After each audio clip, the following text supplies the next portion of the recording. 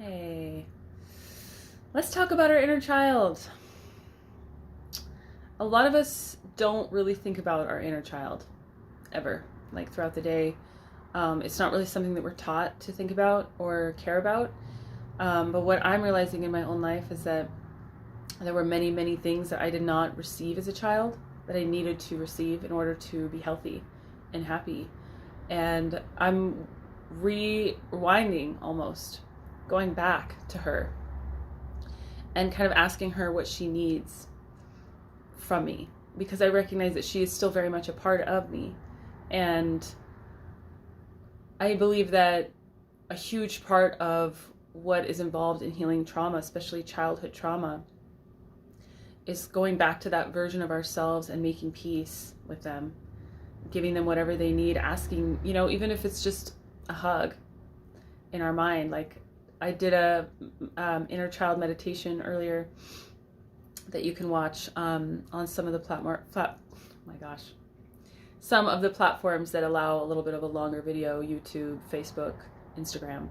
So feel free to check that out at Sacred Muse Project. I highly recommend diving into the landscape of your inner child and addressing them personally and asking them to kind of guide you toward what they need from you and hold space for for them. But it works both ways. They're here for you too. And anytime you want to tap into them and ask them to show you a little bit of fun, a little bit of I don't know about you, but I was a very curious and fun, bright child. Of course, most children are innocent to some degree, right? Revisiting that innocence is good for us, just like giving that nurturing to that child is good for them. It's a team. You're a duo. And don't ever forget that. They are always a part of you. Your inner teenager is always a part of you. And I've actually been giving them a lot more free reign in my life lately. A lot of the decisions I've been making are based out of that trust, that innocence, and also that raw intuition. My teenage self was very intuitive and discovered, that art was a way. My childhood self knew that too, but my teenage self took it to another level. That art and music were ways to express the pain that I was going through, that I was, processing through. And we can learn a lot from our childhood selves, from our inner child and our inner teenager, if we're willing to ask, if we're willing to look, if we're willing to listen. And I would just say, especially approaching this new moon and this eclipse that we're having on the 20th, a lot of upheaval is going to start happening. Not necessarily bad. Upheaval could be like uprooting weeds in a garden, right? To plant new things. It doesn't have to be a negative thing. But a lot of things are going to start to kind of uproot in our lives. And it's really important for us to have a focused intent on what we want to take the place of those things that are uprooting in our lives. And so much of that, I think, can be governed by our inner child, can be at least guided gently by our inner child if we choose to listen. So, check in. Ask how they're doing. Ask what they need from you. Feel the emotions that they feel. And imagine that they're discovering you as their future self. And what is their reaction going to be? Be honest. Are they going to be disappointed? Are you trashing your body every day, poisoning it with, drugs and alcohol, or really toxic food, or toxic people? Are you allowing toxic people into your life to kind of bully your inner child?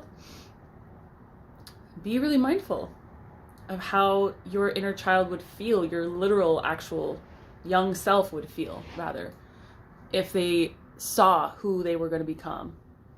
And if it's, for me, I feel like I'm finally at a place in my life that my childhood self would be amazed from the kind of darkness and despair that my life represented back then to who I am today, the power that I hold, the kind of grace that I've somehow managed to stumble upon. Even just the beauty. Children love beautiful. I remember looking at beautiful women when I was little and just being like, oh my God, I want to be like her.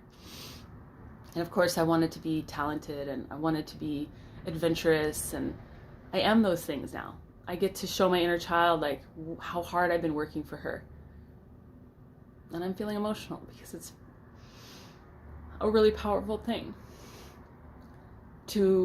It's like reparations for your inner child.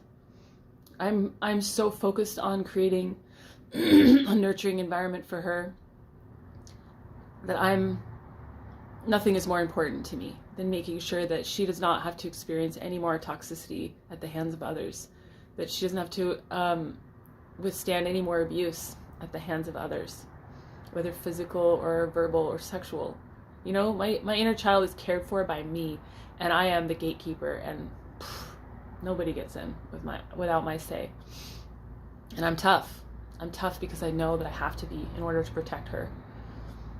Nobody was protecting her. Nobody. Not at any age that I can remember, at least. And even then, I'm pretty sure that she's been on her own. And I'm not going to let that be the case anymore. And I'm here to inspire others to do the same in their own lives and to recognize that we have a lot more power than we realize. And I wanted to tap into some of these heavier emotions when I started this video, but they're layers, you know. I had to get down to that layer, and now that I'm here, I'm like, I feel like I could talk about this for hours. I really do, because it's that important. And I won't, but don't overlook your inner child, you know, especially if everyone else has overlooked them. They need you to fight for them. Who else is going to do it? All right. I love both of you. You and your inner child. Thank you for being here with me, and I'll see you next time.